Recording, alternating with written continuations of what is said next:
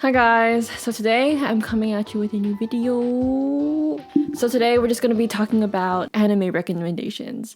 Anime recommendations that I recommend you watch if you enjoy INUYASHA. I know a lot of you guys, my subscribers, do really like INUYASHA. So my sisters and I curated a little list. Like this is like a beginning list. This is like these anime are kind of basic. So if you want another one, I'll come out with another one. But this is anime you should watch if you do like INUYASHA. So yeah, I'm just gonna like introduce every anime and then a little synopsis. Yeah, so first we're gonna start off with Japanese historical, like in lore, like type anime. So obviously first we're gonna go with Demon Slayer, super popular. The movie came out recently and it's like gonna surpass freaking Spirited Away in the box office, which I thought was crazy. I was like, what in the world? So yeah, I have high expectations for this movie now. But yeah, so Demon Slayer, I think it takes place maybe like the 1910s-ish. I think it's just something really enjoyable and pretty like lighthearted, but at the same time pretty dark. And the likable characters is like really interesting characters. The animation is stunning. The characters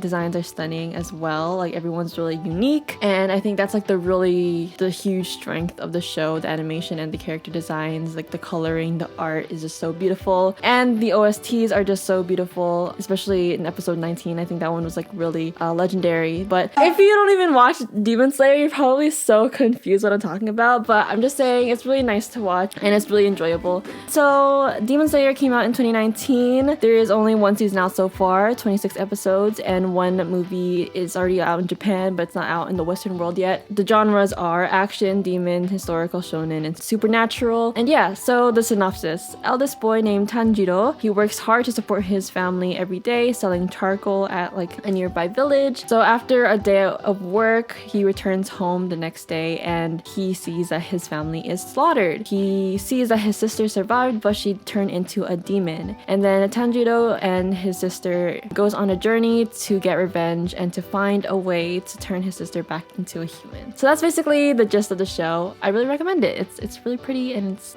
really enjoyable. So the next one is Dororo. I don't know, I really love Dororo. I actually watched it earlier this year. To me, like this show is most similar to INUYASHA than Demon Slayer. Okay, on TikTok especially, people are always like, if you like Demon Slayer, you'll like Dororo. But in my opinion, Dororo and Demon Slayer is so different. In my opinion, Dororo is more similar to INUYASHA than Demon Slayer is, in my opinion. Especially with the relationship of the main characters. They kind of remind me of Rin and Sesshomaru in a way, which is really interesting. So if you guys really like Sesshomaru, I think you'll like Dororo. On my anime list, they categorize Dororo as a shonen, but in my opinion, it's more of like a seinen, which is like a show catered toward young adults. Dororo is just like a really dark. It's pretty unique. It came out in 2019, the anime. There is one season and there is 24 episodes. It was based off of a manga from 1967, and there actually is an original anime based off of the manga back in 1969.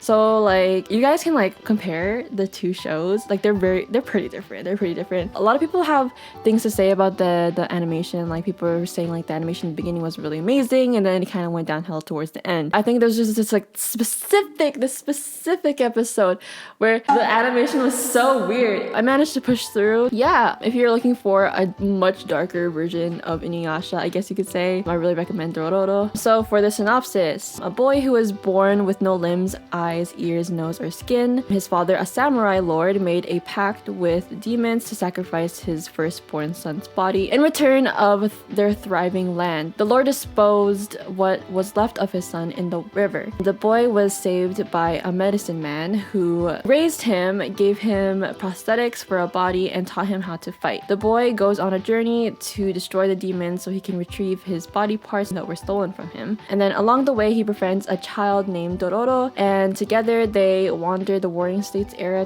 to uncover the mysteries and the truth of both of their pasts. It's about sacrifice basically, and like sacrifice one person to save hundreds, or save that one person but then everyone suffers. It's like that kind of concept. I thought that the deeper story or the meaning of it was really interesting. So yeah, I really recommend it. So the next one is Princess Mononoke. I'm pretty sure everyone basically really knows this one. It's a Studio Ghibli film. Very popular. It's one of my favorite Ghibli films out there. This one I just thought really related to the whole adventure, action, and fantasy aspect. There is a little bit of romance in it, kind of. It's stunning. It's basically about humans versus nature and our effects towards nature, and basically to live in harmony, us humans with nature and stuff like that. That's what it's basically about. So the synopsis: a young prince named Ashitaka risks his life defending his village against a demon boar. Before the boar dies, it curses Ashitaka with demonic powers, but the curse also eats away at his life. So Ashitaka leaves the village to look for a cure. He arrives at Iron Town and he finds himself in the middle of a conflict. The leader of Iron Town is a representation of humans who promotes deforestation versus Princess Sun, who was raised by wolves and defends the forest and its creatures. Despite Ashitaka's own struggle, he seeks to create harmony between the two opposing sides. That's what it's basically about. The movie is 2 hours and 15 minutes long, and it is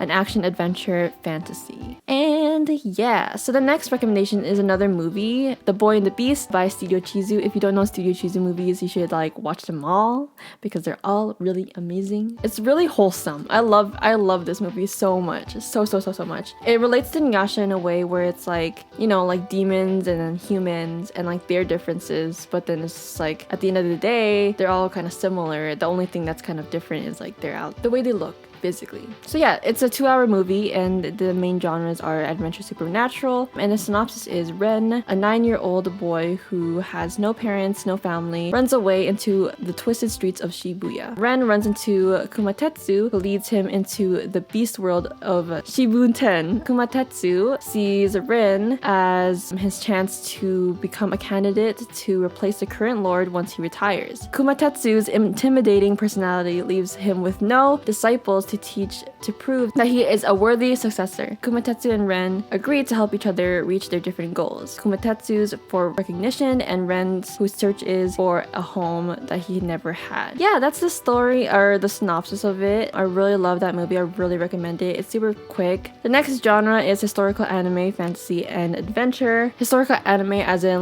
not Japanese historical, it's more Western. So the next one is Romeo x Juliet. This was the first anime I watched after INUYASHA in full. This anime has such a special place in my heart as well. It's it can be kind of cheesy, it can be kind of cheesy, but it's so cute and it makes me it made me cry. I watched it I think 4 times back in the day. I just watched it so many times and I cry every time. So if you want to watch something that will make you cry, watch Romeo x Juliet. It came out in 2007. There's 1 season, 24 episodes. Its genres are drama, fantasy, historical, romance. So it is loosely based off of Shakespeare's play, but they make changes and it's just so much better. It's like a fantasy version of it, For the synopsis, located in New Verona, the Capulet family loses reign of the kingdom after being slaughtered by the Montague family. The heir to the throne, Juliet, escapes the slaughter and hides with loyalists for 14 years to one day overthrow the Montague regime. Juliet, unknowing of her true identity, she protects the civilians in a persona as the Red Whirlwind. But during one of her missions, she meets Romeo, the son of the current King Montague. Without knowing each other's true identity, they fall in love at first sight. Behind the rival families, there is an ancient prophecy that threatens the fate of their relationship. So the next one is Howl's Moving Castle, another really basic one that everyone knows. Again, of course, with Ghibli, it's stunning, it's beautiful, and it is based off of a book. And I did read the book, and in my opinion, the book makes so much more sense. The ending just ended a lot better than the original film. If you guys want me to do a video comparing the book with the movie, let me know. I would love to do one. Again, if you like magic and stuff like that, I really recommend this one. So this movie is 2 hours long. Its main genres are adventure, drama, fantasy, and romance. So home to the famous moving castle, infamous womanizer Wizard Howl makes a trip to Sophie Hatter's hometown. Sophie is a regular girl worker in a hat shop owned by her stepmother. Sophie's life turns upside down after meeting Howl after being saved from sketchy soldiers.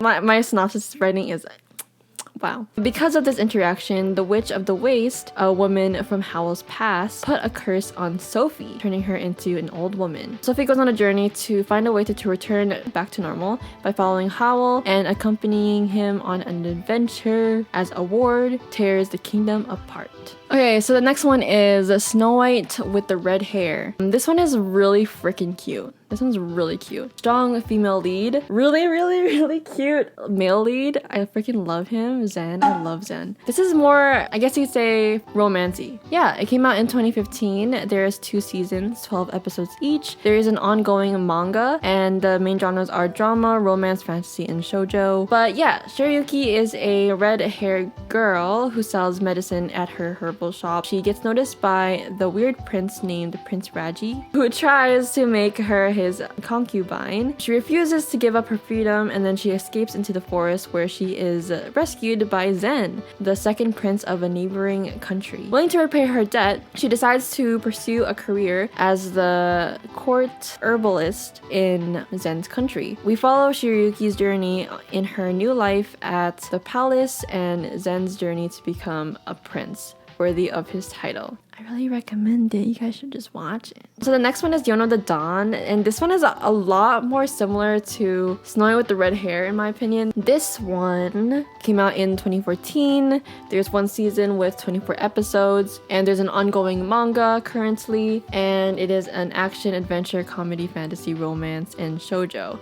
The romance, by the way, is really slow burn in the anime, but there is a manga, so I think it gets better over time, but it's really slow burn in the anime, so don't expect too much of the romance part, but in Snow White with red hair, romance. So, Princess Yona living in luxury, sheltered from the problems of the world, until the king was murdered. Dun, dun, dun. And this places Yona's life in danger.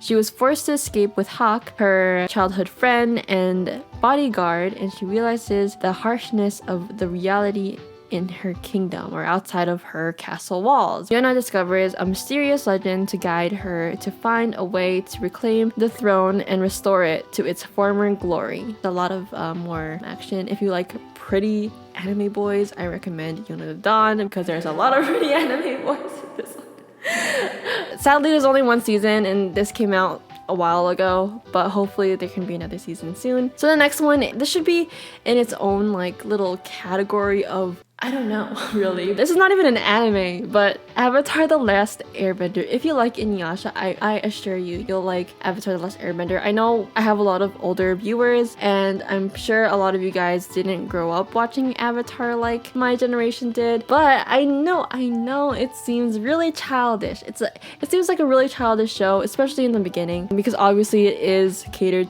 for kids, but I think adults can really enjoy it as well because it does explore a lot of the more deeper themes in life, like corruption, the government, and censorship, and stuff like that. So it's a lot deeper than we kind of see it. It's also really enjoyable. I love all of the characters. It's one of my absolute favorite shows. There is gonna be a live action adaptation, which the original creators, Michael and Brian Reich, were originally supposed to be a part of, but then, you know, they decided to step down and leave the production of it because Netflix apparently wasn't really going through with their vision, and they're like, hey, like if you're not gonna make something that we wanted, make it your own. We don't want to be a part of it. So that's how it went. They're saying check it out still. Maybe it's something that you will enjoy, but whatever ends up coming out, it wasn't a part of their own vision.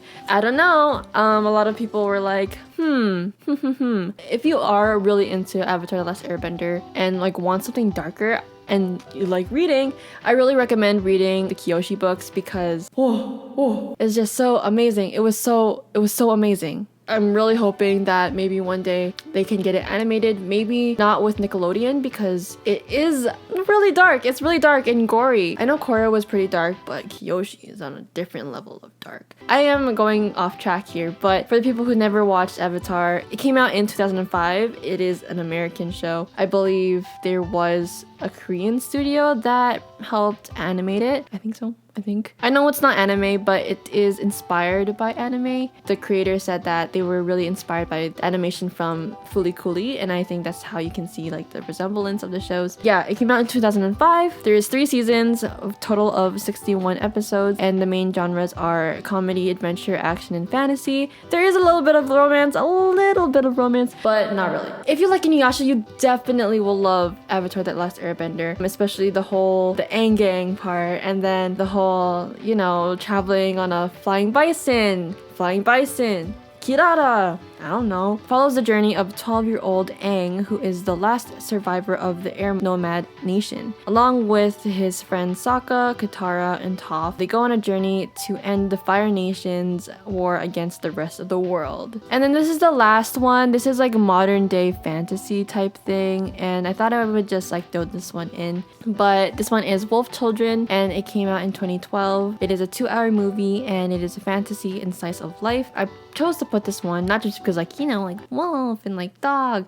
The theme of kind of INUYASHA's story of how INUYASHA, he felt like he didn't have a place in the world because he was half human. He didn't have a place in the human world, and he didn't have a place in the demon world. And with Wolf Children, this story kind of really relates to that theme of acceptance and like finding a place on where you belong, and like, you know, just finding who you are and like accepting yourself and stuff like that. So a little synopsis: Hana, hardworking college student, falls in love with a mysterious man who attends one of her classes. Turns out he isn't human. Dun, dun, dun. On the night of the full moon, he transforms into a werewolf. Hana's love for him stays the same despite knowing his true self, and the two start a family. Hana gives birth to 2 kids, and they both have the ability to turn into wolves. The sudden death of Hana's husband changes her life and leads her to raise her odd family all alone. The family moves away to the countryside to escape the busyness of the city to keep the kids' identity hidden. And this follows the journey of Hana's life as a single mother living in this modern world, raising odd children that, you know, isn't really normal. Like,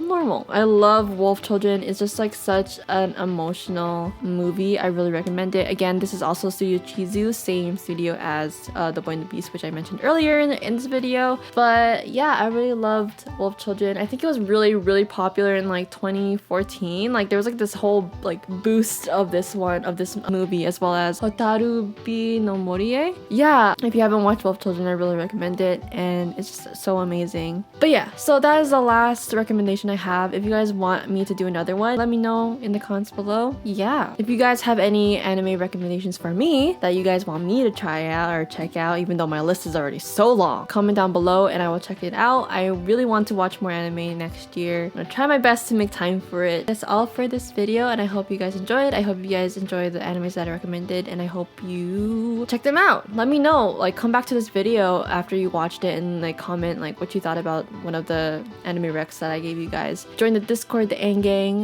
The link is in the description. Follow my Twitter and Instagram. Subscribe to this channel if you want more anime recommendations. And yeah, I really hope you guys enjoyed, and I'll see you guys next time. Bye bye. Boom.